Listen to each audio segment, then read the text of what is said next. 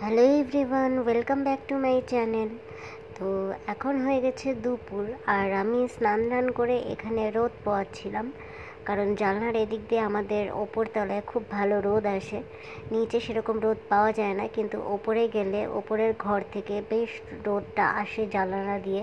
তো সেখানেই কিছুক্ষণ দাঁড়িয়ে একটু ভিডিও করছিলাম, আর তারপর চলে গেছিলাম ঠাকুর ঘরে। দেখো, তোমাদেরকে দেখিয়ে দিলাম আমাদের ছোট্ট গোপু সোনাকে।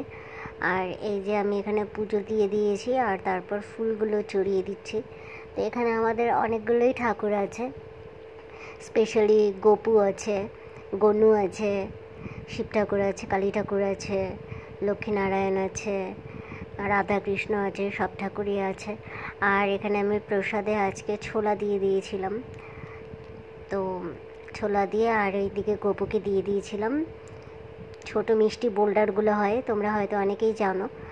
আর তারপর এখানে আমি ওপরে ছাদে চলে গেছিলাম, আর ছাদে চলে গিয়ে এই যে তুলসী পাটটা ধুয়ে দিচ্ছিলাম। তুলসী পাটটাকে আমি প্রতিদিনই এভাবে স্নান করিয়ে তারপর প্রসাদ দিয়েছি, আর প্রসাদ দিয়ে তারপর ওখানে ধূপকাঠি ধরিয়ে দিয়েছি। তো তুলসী পাতাগুলো না কেমন জানি শুকিয়ে গেছে, জল দেওয়া হচ্ছে কিন্তু তারপরেও শুকিয়ে যাচ্ছে। তোমাদের যদি কারো জানা থাকে যে কিভাবে গাছটা ঠিক হতে পারে, তো আমাকে একটু কমেন্ট করে জানিও। তুলসী পাতাগুলো একদম পুরো শুকিয়ে গেছে, সেরকম তাজা ভাব নেই। তোমাদের যদি কারো জানা থাকে তো আমাকে একটু জানিও কমেন্ট করে। আর তারপরে এখানে আমি খেতে বসে গেছি। এই দেখো, এখানে ছিল আলু পেঁয়াজ কলি দিয়ে একটা ভাজা, আর এখানে ডিম। আর তারপর খাওয়া দাওয়া করে আমি আর বোন এখানে সিরিয়াল দেখছিলাম, যে সিরিয়ালটা আমার আর বোনের খুবই ফেভারিট। আশা করি তোমরা হয়তো দেখেছো। আর তারপর ঘুম লাগিয়েছিলাম। তারপর ঘুম থেকে উঠে এখানে চা, আর এই দেখো এই খুরমাটা আমার খুব ভালো লাগে খেতে, শেষ হলেই আমি এটা নিয়ে আসি, আর এটাই আমি সকালবেলা বা সন্ধেবেলা খাই। তো এখানে আমি আর বোন মিলে চা খাচ্ছিলাম, কারণ একটু বেরোবো, তো একটু বাইরে যেতে হবে, ওই জন্য বসে আগে চা খাচ্ছিলাম। চা খেয়ে তারপর বেরিয়ে পড়েছিলাম।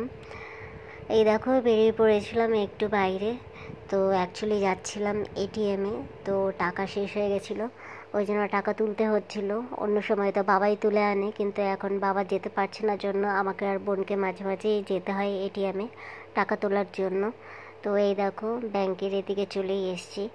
তো এখন ঢুকবো, তো কাকুটা সাইড করবে, এদিক দিয়ে গিয়ে আবার ঘুরিয়ে সাইড করতে হয়, তো ওই জন্য ঘুরিয়ে গিয়ে সাইড করছে। তারপর এখানে এটিএমে চলে আসলাম, কিন্তু এটিএমে এসে দেখছি এত লাইন। তো আমি আর বোন কিছুক্ষণ দাঁড়িয়ে ওয়েট করছিলাম, আর আমি একটু ভিডিও বানাচ্ছিলাম, আর তোমাদেরকে দেখাচ্ছি। দেখো কি হারে লাইন পড়েছে, এত লাইন পড়েছে না, অনেকক্ষণ দাঁড়াতে হয়েছিল আমাদেরকে, প্রায় 1 ঘন্টার মতো দাঁড়াতে হয়েছিল। লোকজন ঢুকছিল কিন্তু সহজে বেরোচ্ছিল না। তারপর বোন আমাকে আবার একটু ভিডিও করে দিচ্ছে। তারপর কিছুক্ষণ দাঁড়িয়ে থাকার পর 1 ঘন্টার মতো, তারপর আবার ঢুকলাম। তারপর লাইন শেষ হওয়ার পরে, যাই হোক, ব্লগটা ভালো লাগলে একটু লাইক কমেন্ট শেয়ার করে দিও।